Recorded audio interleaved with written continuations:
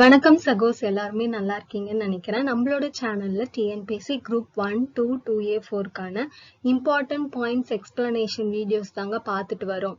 அதுல நம்ம இன்னைக்கு என்ன பார்க்க போறோம்னு பாருங்க. தமிழ்நாடு ஹிஸ்டரியில ரொம்பவுமே இம்பார்ட்டன்டான டாபிக்கான role of women in freedom struggle, இது யூனிட் 6ல நம்மளுக்கு வருதுங்க. அதுல ஆல்ரெடி நம்ம வேலு நாச்சியார் பத்தியும் கடலூர் அஞ்சலை அம்மாள் பத்தியும் பார்த்திருக்கோம். பார்க்காதவங்க கண்டிப்பா வீடியோ பார்த்துட்டு வாங்க, யூஸ்ஃபுல்லா இருக்கும் எக்ஸாம் பாயிண்ட் ஆஃப் வியூல. இன்னைக்கு நம்ம யாரை பத்தி பார்க்க போறோம்னு பாத்தீங்கன்னா தில்லையாடி வள்ளியம்மை, அவங்கள பத்தி தாங்க பார்க்க போறோம். அவங்களுடைய காலகட்டம் என்னன்னு கொடுத்திருக்காங்கன்னு பாருங்க. 22nd Feb 1898ல இருந்து 22nd Feb 1914 வரைக்கும் இதுதான் அவங்க வாழ்ந்த காலகட்டம். அதாவது அவங்களுடைய 16th பர்த்டே அன்னைக்கு ஓகேங்களா அவங்க இறந்திருக்காங்க. அப்படி என்னதான் அவங்களோட லைஃப்ல நடந்தது, அவங்க எப்படி ஃப்ரீடம் ஸ்ட்ரகிள்ல பங்கு கொண்டாங்க அப்படின்றத பத்தி நம்ம வீடியோல பார்க்கலாம்.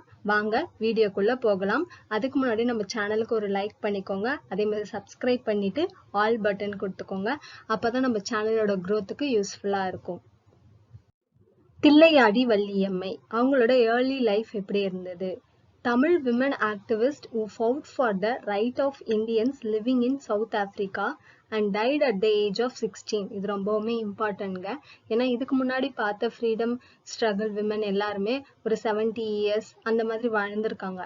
ஆனா இவங்களுடைய 16வது வயதிலேயே இறந்திருக்காங்க. அதுக்கான காரணங்கள் என்னன்றத பார்க்கலாம். இவங்க ஒரு தமிழ் விமன் ஆக்டிவிஸ்ட், சவுத் ஆப்பிரிக்கால வாழ இந்தியனுக்காக குரல் கொடுத்தவங்க. சரிங்களா? She initially joined Mahatma Gandhi in the struggle for freedom and later fought against apartheid regime in South Africa. Mahatma Gandhi கூட ஸ்ட்ரகிள்ல இவங்க பங்கு பெற்றிருக்காங்க அவங்களுடைய 15வது வயதிலேயே. அவரை பார்த்து ரொம்பவுமே இன்ஸ்பயர் ஆயிருக்காங்க. And later fought against apartheid regime in South Africa. apartheid அப்படின்னா என்னன்னா இந்த இனவெறி, தீண்டாமை அதெல்லாம் சொல்லுவாங்க இல்லையா, அதை எதிர்த்து அவங்க குரல் கொடுத்திருக்காங்க.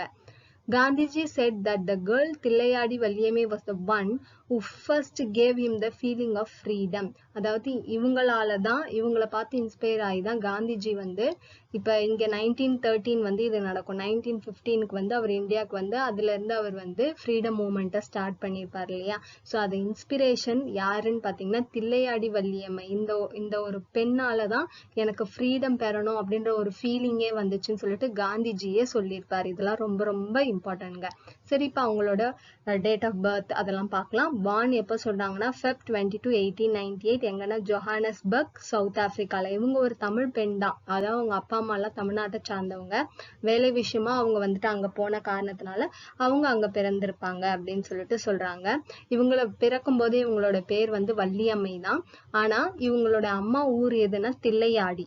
அதனால இவங்களுக்கு பாப்புலரா என்ன கூப்பிட ஆரம்பிச்சாங்கன்னா தில்லையாடி வள்ளியம்மை அப்படின்னு கூப்பிட ஆரம்பிச்சாங்க. இதையும் ஞாபகம் வச்சுக்கோங்க. அவங்க ஃபாதர் நேம் என்னன்னு சொல்றாங்கன்னா முனுசாமி, மதர் நேம் என்னன்னா மங்காளத்தம்மாள் அப்படின்னு சொல்றாங்க, மங்களம்னு சொல்றாங்க. பாத்துக்கோங்க. Native of Thillaiyadi, Nagapattinam district அப்படின்னு சொல்றாங்க.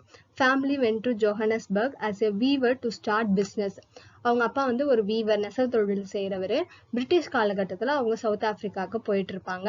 அங்கதான் அவங்க அவங்களோட பிசினஸ் ஸ்டார்ட் பண்ணி அவங்க ஃபேமிலியை ரன் பண்ணிட்டு இருந்தாங்க. அங்கதான் வள்ளியம்மையும் பிறப்பாங்க.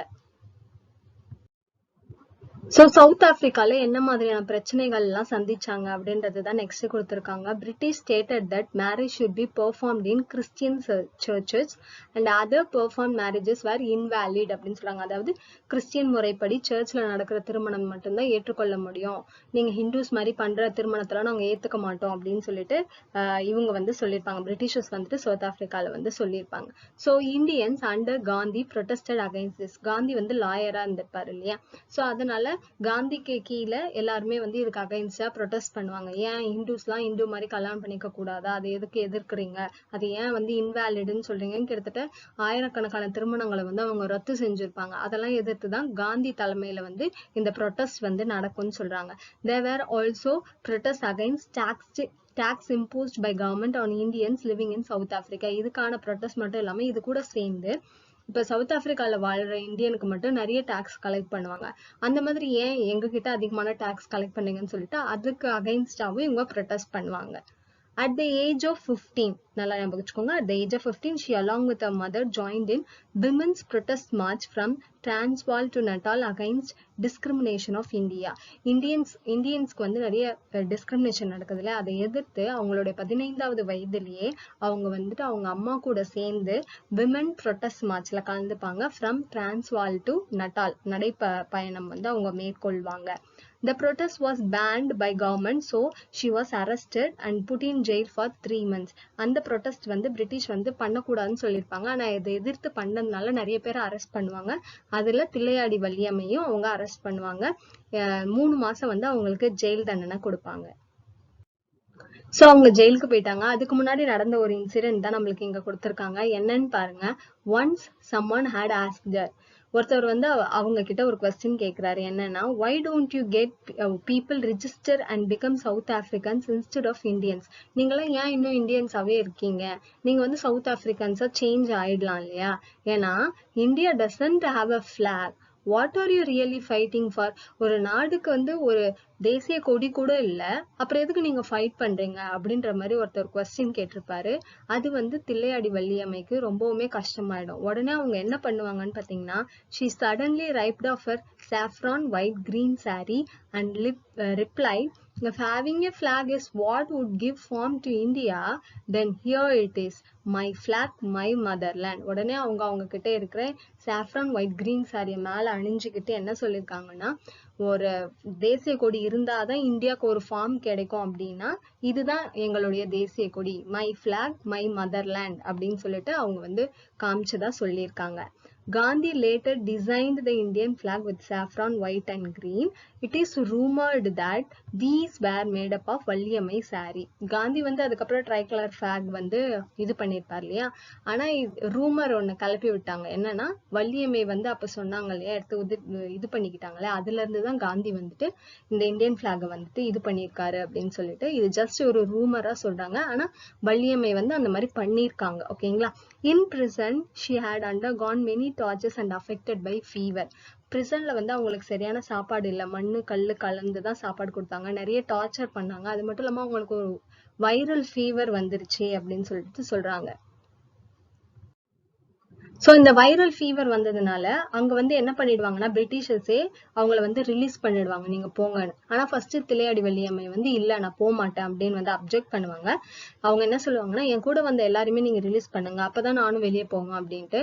பட் லேட்டரான அவங்க ரொம்ப வீக் ஆகினதுனால 2 monthsல வந்துட்டு அவங்கள ரிலீஸ் பண்ணிடுவாங்க. She became so weak and on her 16th birthday 22nd Feb 1914 Thillaiyadi Valliammai died. ஓகேங்களா? சோ அவங்களோட 16வது வயதுல அவங்க பர்த்டே அன்னைக்கு கரெக்டா அவங்க வந்து இறந்துருவாங்க. அதுக்கு முன்னாடி காந்திஜி வந்து அவங்கள போய் மீட் பண்ணுவார். அவங்க பெட் ரிடனா இருக்கும்போது, அதாவது படுத்த படுக்கையா இருக்கும்போது காந்திஜி போய் பார்த்துட்டு ரொம்ப கஷ்டமா இருக்கா அப்படின்ட்டு கேட்கும்போது, இல்ல, நம்மளுடைய நாட்டுக்காக இன்னும் எவ்வளவு வேணாலும் நான் ஜெயிலுக்கு போக தயாரா இருக்கேன், அதுக்கான வலிமை என் உடல்ல இருக்கு அப்படின்னு சொல்லிட்டு அவங்க சொன்னதா காந்திஜி வந்து அவருடைய புக்ஸ்ல எல்லாம் எழுதியிருக்காரு. அதை நம்ம பின்னாடி பார்க்கலாம். இப்ப நம்ம சொல்லியாச்சு இல்லையா, அவங்க வந்து எப்படி இறந்தாங்க, என்னென்ன ஃப்ரீடம் ஸ்ட்ரகிள்ல இருந்தாங்கன்னு. அவங்களுக்காக நம்மளோட இந்திய அரசாங்கமும் சரி, தமிழ்நாடு அரசாங்கமும் சரி, என்ன மாதிரியான கௌரவங்கள் எல்லாம் படுத்திருக்காங்க அப்படின்றதுதான் பார்க்க போறோம். In memory of a public library and Thillaiyadi Valliammal memory hall was constructed in 1971 by the Indian government in village of Thillaiyadi. Thillaiyadi இது வந்து நாகப்பட்டினத்துல இருக்கு. அங்க வந்து ஒரு பப்ளிக் லைப்ரரி ஏற்படுத்தி கொடுத்திருக்காங்க. தில்லையாடி வள்ளியம்மை மணி மண்டபமும் கட்டிருக்காங்க 1971ல. Within the public library statue for Valliammai, அந்த பப்ளிக் லைப்ரரியில வள்ளியம்மையோடைய சிலை இருக்கு. அது மட்டும் இல்லாம manuscripts of Gandhi as well as several rare photographs. Gandhi வந்து மீட் பண்றாரு, அவர் லெட்டர் எழுதுறாரு, அந்த மாதிரியான விஷயங்கள் எல்லாமே அங்க வந்து இருக்கு, அந்த பப்ளிக் லைப்ரரியில இன்னுமுமே இருக்கு அப்படின்னு சொல்றாங்க. சோ அது மட்டும் இல்லாம என்னென்ன சொல்லியிருக்காங்கன்னு பாருங்க. தில்லையாடி வள்ளியம்மை நகர் அண்ட் ஹை ஸ்கூல் இன் வெண்ணாநத்தூர், அங்க வந்து வள்ளியம்மை நகர்னு ஒரு நகர் இருக்கு, அண்ட் அவங்க நேம்ல ஒரு ஹை ஸ்கூலும் இது பண்ணிருக்காங்க. அது மட்டும் இல்லாம பாண்டிச்சேரியில கூட இருக்கு, அது வந்து நம்மளுக்கு இங்க கொடுக்கல. பாண்டிச்சேரியில கதிர்காமம்ல கூட தில்லையாடி வள்ளியம்மை ஸ்கூல்னு ஒண்ணு இருக்கு. Postage stamp release on 31st December 2008. அவங்கள ஹானர் பண்ற விதமா அவங்களுக்காக ஒரு அஞ்சல் தலை வெளியிட்டாங்க 31st December 2008. இது வரைக்கும் நம்ம பார்த்ததுல வேலு நாச்சியாருக்கும் ரிலீஸ் பண்ணியிருப்பாங்க, அதே மாதிரி தில்லையாடி வள்ளியம்மைக்கும் ரிலீஸ் பண்ணியிருப்பாங்க. ஆனா அஞ்சலை அம்மாவுக்கு போஸ்டல் ஹெட் வந்து ரிலீஸ் பண்ணியிருக்க மாட்டாங்க. So Gandhi wrote about her in Indian opinion. இந்த இதழில் தான் காந்தி வந்து அவங்கள பத்தி சொல்லியிருப்பாரு. என்ன இதழ்னு பார்த்துக்கோங்க, இந்தியன் ஒப்பீனியன். அது மட்டும் இல்லாம in his book South Africa Satyagraha, இது வந்து புக்கோட name. He wrote Valliammai name will be lost long in South Africa's history. South ஆப்பிரிக்காவோட வரலாறை பார்க்கும்போது நம்மளுடைய தமிழ் பெண்ணான வள்ளியம்மையோட நேம் வந்து நிலைச்சி இருக்கும் அப்படின்னு சொல்லிட்டு அவருடைய புத்தகமான சவுத் ஆப்பிரிக்கா சத்தியாகிரகால காந்திஜி எழுதியிருக்காரு. ஓகேங்களா. Next, Tamil Nadu handloom weavers Cooptex 600 sales center in Chennai named as Thillaiyadi Valliammai Maligai to honour her. இது தமிழ்நாடு கவர்மெண்ட் பண்ணியிருக்காங்க. கோஆப்டெக்ஸோடைய 600வது அவங்களுடைய சேல்ஸ் சென்டருக்கு தில்லையாடி வள்ளியம்மை மாளிகை அப்படின்னு சொல்லிட்டு நேம் வச்சிருக்காங்க. ஓகேங்களா. அடுத்து அது மட்டும் இல்லாம தமிழ்நாடு சீஃப் மினிஸ்டர் என்ன பண்ணிருக்காருன்னா kept Valli name for a tiger cub at Vandalur zoo in memory of. So ஒரு பெண் புள்ளிக்கு பிறந்த சின்ன புலிக்குட்டிக்கு வந்துட்டு வள்ளியம்மை ஞாபகமா வள்ளி அப்படின்னு சொல்லிட்டு பெயர் வச்சிருக்காரு தமிழ்நாடு சீஃப் மினிஸ்டர். ஸோ சகோஸ், இந்த வீடியோ கண்டிப்பாக உங்களுக்கு யூஸ்ஃபுல்லாக இருந்திருக்கும் நான் நம்புகிறேன். இந்த வீடியோவை பற்றின ஏதாவது டவுட்ஸ் இருந்தால் கமெண்ட் செக்ஷனில் கேளுங்க. இல்லை நான் என்ன இன்னும் இம்ப்ரூவ் பண்ணணும், எப்படி நடத்தினா உங்களுக்கு ஈஸியாக இருக்கும்ன்றதையும் கமெண்ட் செக்ஷனில் சொல்லுங்கள். சப்ஸ்கிரைப் பண்ணிக்கோங்க. தேங்க்யூ ஃபார் வாட்சிங்.